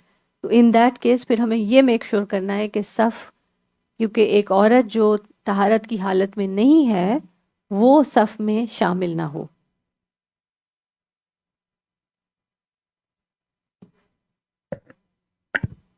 عورتوں کو صدقے کا حکم فرمایا 975 جی سے، بالکل، یہاں سے تو فاوازہن صدقہ کہ اور دینا چاہیے وذکرہن یعنی عید کے دن وامرہن بالصدقہ. عورتوں کو بھی جی دینا چاہیے. بہت بہت اہم بات کی طرف آپ نے توجہ دلائی، اور یہ کئی احادیث میں آ رہا ہے، خاص طور پہ آگے 979 میں ڈیٹیل ہے کہ نبی صلی اللہ علیہ وسلم نے کون سی آیت پڑھی خطبہ میں، اور پھر کیسے ان کو انہوں نے انس رضی اللہ عنہ نہیں بلال رضی اللہ عنہ ان کے ساتھ تھے، تو انہوں نے کیا کیا کہ آپ پہ میرے ماں باپ قربان، ایک مزید موٹیویشن، پیار سے موٹیویشن دلائی. تو الحمدللہ انہوں نے اپنے اپنے کچھ نہ کچھ صدقہ کیا. تو ہمیں بھی یہ سوچ لینا چاہیے کہ ہم الحمدللہ رمضان کا مہینہ سب لوگ بہت اہتمام سے کچھ نہ کچھ صدقہ کرتے ہیں، کبھی وہ ڈیلی ڈونیشنز میں سائن اپ کر دیتے ہیں، لیکن وہ بھی پھر رمضان ہی تک ہوتا ہے. عید کے دن پھر لوگ سوچتے ہیں ہم نے پورا مہینہ ایمپٹی آؤٹ کر دیا ہے تو اب عید کے دن بھی دیں. تو عید کے دن دینے کا بھی نبی صلی اللہ علیہ وسلم سے یعنی یہ ثابت ہے کہ اگر کسی مسجد میں عید نماز کے بعد کوئی ایک آدھا اناؤنسمنٹ وہ کر دیں کہ ہماری یہ چیز رہ گئی ہے یا اس میں آپ کنٹریبیوٹ کر سکتے ہیں تو اس کو مائنڈ نہ کریں، ہے نا. کیونکہ ہم لوگ کہتے ہیں سارا رمضان یہ لوگ مانگتے تھکتے نہیں ہیں، بڑے آرام سے ہم کامنٹ دے دیتے ہیں نا.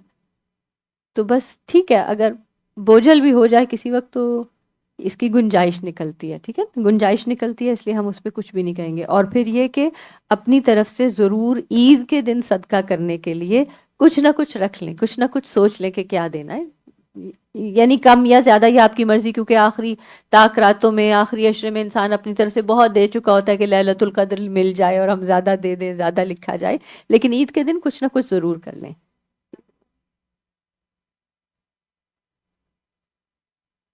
جی بالکل، اور یہ بھی کئی احادیث میں بار بار آ رہا ہے کہ قربانی جو ہے وہ عید کی نماز سے پہلے کر دی گئی تو وہ قربانی کاؤنٹ نہیں ہوگی، عید کی نماز کے بعد ادھیا کیا جائے گا. آسیہ، یہ کل بھی بات ہوئی تھی اور اس میں مجھے یہ ہوتا ہے جیسے ہم باہر کرواتے ہیں، ہمیں کیسے پتا چلے گا کہ وہ قربانی ہوئی ہے، یعنی کیسے کسی اور ملک میں. جی ہاں. تو مطلب اس کا کیا رولنگ ہے؟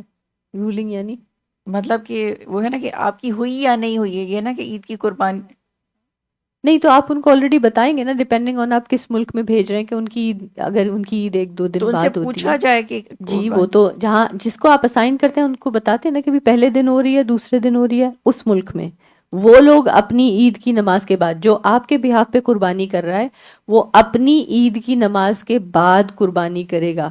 وہ یہ نہیں کرے گا کہ آپ آج عید نماز پڑھائی ہیں تو وہ کہیں اچھا بھی عید کی نماز انہوں نے پڑھ لی اب ہم ان کی قربانی کر دیں، خواہ جہاں وہ رہتے ہیں وہاں پہ ابھی نہ جی ہوئی ہو وہی میں عید. کہہ رہی تو ہاں ہماری تو عید ہو گئی، آپ کی عید سے تو کوئی فرق نہیں پڑتا نا، قربانی تو 3 دن ہو سکتی ہے، لہٰذا آپ کے لحاظ سے وہ شاید سیکنڈ یا تھرڈ ڈے ہو جائے گا، جی جی تو کوئی مسئلہ نہیں، الحمدللہ.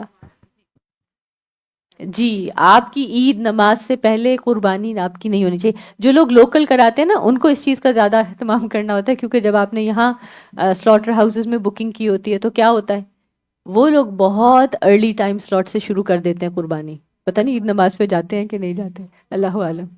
یا لوگ وہیں پہ پڑھتے ہیں ایکچولی، کیونکہ دور ہوتے ہیں slaughter houses, so they all go there، وہ لوگ وہیں عید نماز پڑھتے ہیں اور فوراً قربانی شروع کرتے ہیں.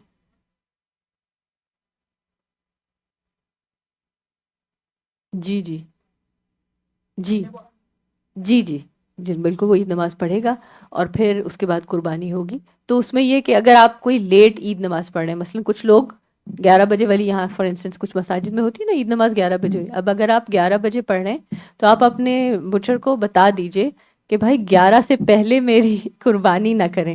وہ ایسا نہ ہو کہ وہ 7:38 AM آپ کے نام کا بکنگ، کیونکہ لوگ جب بک کراتے ہیں اب ایڈوانس بکنگ اس وقت شروع ہو جاتی ہے، تو لوگ کہتے ہیں ہاں مجھے بالکل شروع کا نمبر مل گیا، دوپہر تک آنا آ جائے. دوپہر تک آ جائے اور آپ نے نماز دیر سے پڑھی ہے تو آپ کی قربانی ہی نہیں ہوئی، وہ تو گوشت ہے، بس گوشت. ہم نے ملٹیپل احادیث اس ٹاپک پڑھ لی، اس لیے میں اس کو تھوڑا ڈیٹیل سے بات کر رہی ہوں.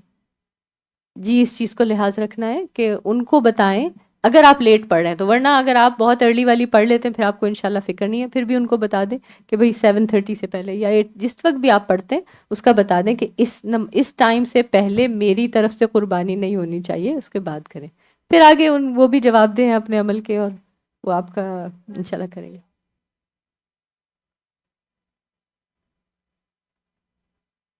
جی اس میں بھی آپ ان کو بتا دیں. اصل میں بات یہ ہے کہ جس کو آپ نے اپنی طرف سے قربانی کرنے کے لیے ڈیلیگیٹ کیا ہے نا، اس کو آپ نے کلیئر انسٹرکشنز دینی ہے اور اس کو ٹائم بتانا ہے کہ فلاں دن اتنے بجے میری عید کی نماز ہوگی، اس سے پہلے آپ نے نہیں کرنی میری قربانی، اس کے بعد کرنی ہے، ان کیس کہ وہ آپ سے پہلے کرنے والے ہوں.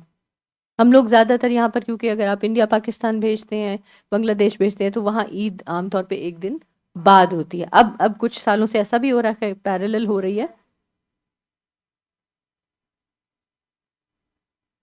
اوکے تو پھر وہ، ہاں تو پھر اس رولنگ کے لحاظ سے نہیں ہوتی. جی سسٹر آسیہ بیک ہوم قربانی کے بارے میں مطلب ایک وہ بتا رہی ہوں، جیسے ہم لوگ بھی بیک ہوم کراتے ہیں جی تو جو میرے بھائی کرتے ہیں، ایک تو انہیں پتہ ہوتا ہے کہ کس وقت ہوئی. جی دوسری بات یہ کہ جیسے وہ قربانی کرتے ہیں وہ فوراً واٹس ایپ گروپ میں ڈال دیتے ہیں کہ قربانی ہو گئی، ہوں ناخن کاٹنے اور خط بنانے تو جی اب کر لو. تو ہم انتظار کرتے ہیں جب تک وہاں سے میسج نہیں آ جاتا کہ ہماری قربانی ہو گئی. بالکل اور وہ ڈیز کبھی جیسے ایک دفعہ ایسا ہوا تھا کہ ایک ہی دن تھی تو وہاں پہلے ہو گئی تھی، تو انہوں ایگزیکٹلی نے پھر دوسرے دن قربانی کی تھی، وہاں جی کے حساب سے پہلے دن نہیں کی. بالکل، کیونکہ وہ تو آگے ہیں نا 10 hours، تو وہ عید نماز پڑھائیں گے ہمارے پاس، ابھی تو چاند رات ہے، ایسا نہ ہو کہ وہ اس وقت کر لیں.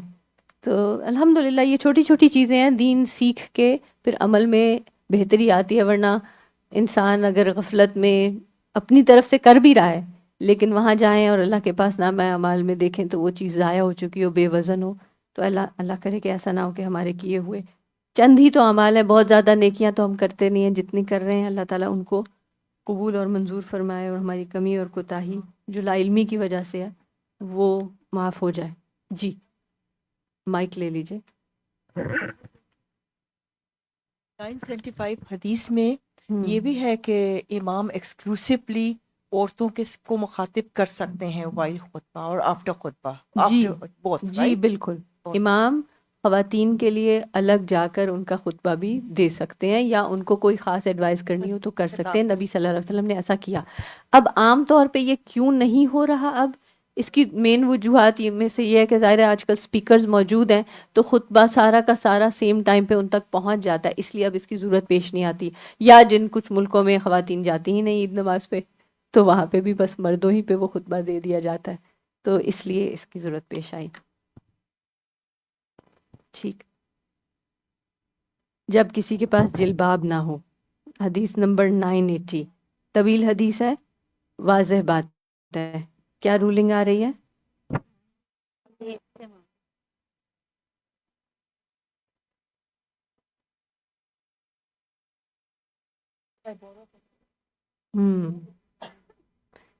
عورتوں کا عید نماز پڑھنے کی تاکیدی حکم پہ یہ چیز دلالت کرتی ہے کہ کسی کے پاس اگر باہر کی اوڑھنے کی چادر، لباس، ایکسٹرا جلباب نہیں ہو تو شیئر کر لیں، لیکن اس کو ایکسکیوز نہ بنائیں نہ جانے کا. جی جو عورتوں کے ریکوائرڈ لباس ہیں اس کو مد نظر رکھیں، اس کی حدود کو پامال نہ کریں، یہ نہیں کہ جیسے ہیں ویسے چلے جائیں. اور آخر میں ہم کیا دیکھ رہے ہیں جہاں پر تھوڑی سی مزید ڈیٹیل آئی ہے، الیس الحائد تشہد عرفات و تشہد کذا و تشہد کذا، کہ عورتیں، لاسٹ لائن اسی حدیث نمبر 980 کی لاسٹ لائن، کہ عورتوں کو گھر پہ قید ہونے کا حکم نہیں ہے. بعض لوگ یہ سمجھتے ہیں، اور ایکچولی بعض دین سے لا علم لیکن دین کے نام پر یہ کام کرتے ہیں یہاں رہتے ہوئے. I am aware of some one جو کسی مسجد یا کسی شیخ کے ساتھ کچھ انہوں نے پڑھا، اور اس کے بعد وہ کہتے ہیں کہ وہ شادی کرنی ہے ان کو، اور وہ بیوی جو ہے وہ گھر سے باہر کبھی جائے گی نہیں، اور یعنی اس قسم کی چیزیں. تو یعنی یہ حدیث واضح ہے کہ اس دور میں بھی، نبی صلی اللہ علیہ وسلم کے دور میں بھی عورتیں باہر جایا کرتی تھیں، یعنی جہاں اہم مواقع ہوتے تھے جایا کرتی تھیں. تو لہٰذا ایسی کوئی بات نبی صلی اللہ علیہ وسلم کے دور سے یا اس کے بعد صحابہ کے دور سے کہیں نہیں آتی کہ عورتیں گھر سے باہر نہ نکلیں.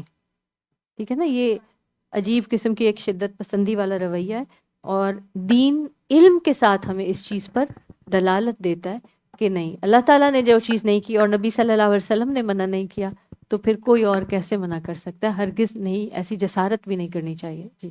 وہاں پاکستان میں ہے نا ایک وہ یعنی جو ہمارے ہیں وہ کہتے ہیں کہ نہیں مسجد نہیں جا سکتی عورتیں. میں گئی کسی کے گھر تو میں نے کہا نہیں آپ لوگ نہیں جاتے، یہاں نہیں ہوتا. کہیں گے نہیں ہمارے وہ کہتے ہیں، میرے خیال ہے تبلیغ اسلام ہے یا جماعت اسلام چلے نام کہ نہیں. عورتیں جو ہیں وہ باہر نہیں جا سکتی. اچھا، جی. تو یعنی وہاں گھر پہ سے ہے باہر نہیں جا سکتی، نہیں، وہ مسجد نہیں جا سکتی. مسجد نہیں جا مسجد سکتی. تو میں نے کہا ہاں. ویسے تو شاپنگ پہ سب جاری ہوتی ہیں وہ لوگ، ہم، بے شک نقاب کر کے ہی جاتی ہیں، تو ویسے ہی وہ مسجد بھی جا سکتی ہیں. ہم. بٹ یہ ہے واقعی آپ صحیح کہہ رہی ہیں کہ یعنی جو ہمارا ایک گروہ ہے وہ کہتا ہے کہ آپ مسجد نہیں جا سکتی خواتین. ہاں، کچھ ہر لوگ جگہ تو کی بالکل اجازت ایکسٹریم ہے. پہ ہیں، کچھ لوگ تو کہتے ہیں کہ ٹھیک ہے کہیں بھی جائیں مسجد نہ. کیوں؟ کیونکہ مسجد جانا ان کا جو ہے وہ مردوں کو فتنے میں ڈال دیتا ہے. باقی کسی جگہ جانا فتنے میں نہیں ڈالتا، مرد صرف وہ مسجد جانے والوں کو ہی فتنہ ہوتا ہے.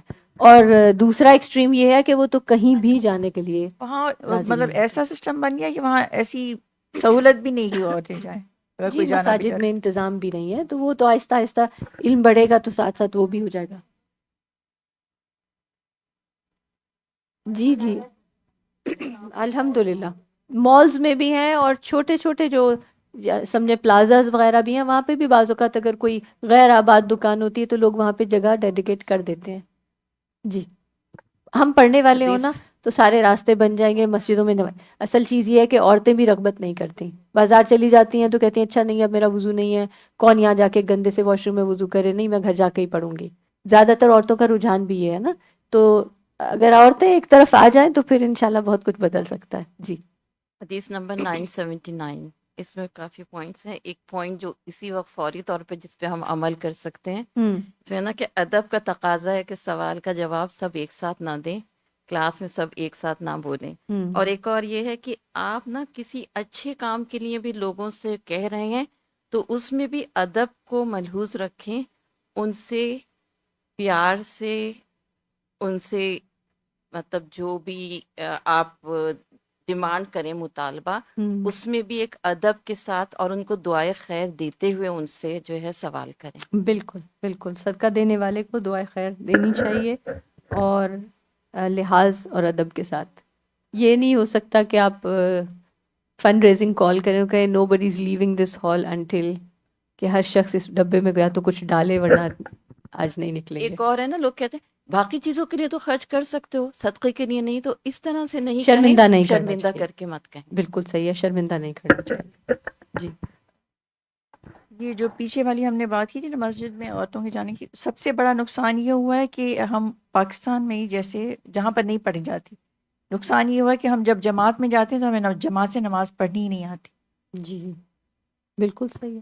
اور پھر دوسری بات یہ کہ دل راغب نہیں ہے نا، دل راغب نہیں ہوتا، تو بہت ضروری ہے کہ انشاءاللہ اس چیز پہ لیا جائے. اچھا، اس پہ آج بات نہیں ہو سکی، کتاب مکمل ہو چکی ہے، لہٰذا بالکل ویری بریفلی ہم نے ابتدا میں اس چیپٹر میں بھی پڑھی تھی، اور اب 987 میں اینڈ میں بھی پڑھی. یہ جو میوزک، یہ جو گانے والی بات ہے، تو اس میں میوزک کی بات تو خیر نہیں ہے، لیکن گانا منع نہیں ہے.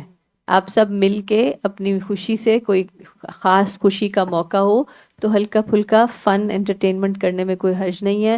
گانا گایا جا سکتا ہے ایز لانگ ایز گانے کے الفاظ میں کوئی غیر معقول، غیر معروف، یعنی ایسی لچر فضول فحش قسم کی کوئی باتیں نہ ہوں، تو ہلکا پھلکا اس طرح کا انٹرٹینمنٹ کی جا سکتی ہے. کیونکہ نبی صلی اللہ علیہ وسلم نے دونوں جگہ کیا کہا کہ ان کو چھوڑ دیں، آج عید کا دن ہے. تو اتنی گنجائش نکلتی ہے.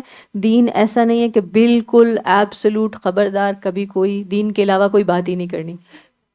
خوشی کے موقع پہ خوشی میں ضرور شامل ہوں، کیونکہ بعض لوگ اب یہ سمجھتے ہیں کہ اب انہوں نے کورس کر لیا، یہ الہدا کے لوگ ہیں تو ان کی پریزنس میں نہ کوئی اور بات نہیں کر سکتے، پھر وہ کہتے ہیں اچھا یہ ذرا چلے جائیں تو پھر ہم گانے گائیں گے، یہ ذرا چلے جائیں تو پھر ایسا کریں گے. تو ہمیں اس چیز کو بھی ڈیفیوز کرنا چاہیے. صرف کیا ہے کہ واضح کر دیں کہ ممنوع چیز کیا ہے. میوزک ممنوع ہے نا، تو میوزک کے بغیر ان کو کہیں میوزک آپ بند رکھیں تو ہم مل کے گانا گاتے ہیں، ٹھیک ہے نا، ہاں دف کے ساتھ گا لیں. اور اسی طرح تھوڑی بہت انٹرٹینمنٹ، جیسے یہ بنی ارفدہ کا نبی صلی اللہ علیہ وسلم نے کہا جو کرتب دیکھ رہے تھے، تو اس طرح کے تھوڑے بہت کوئی کرتب تماشا، کوئی انٹرٹینمنٹ دیکھ لینا، ایز لانگ ایز اس میں کوئی دین کے شاعر سے متصادم اور کانٹرڈکٹری کوئی چیز نہیں ہے تو انشاءاللہ یہ سب کیا جا سکتا ہے. سبحانک اللہم و بحمدک، اشہد ان لا الہ الا انت، استغفرک و اتوب الیک. السلام علیکم ورحمۃ اللہ وبرکاتہ.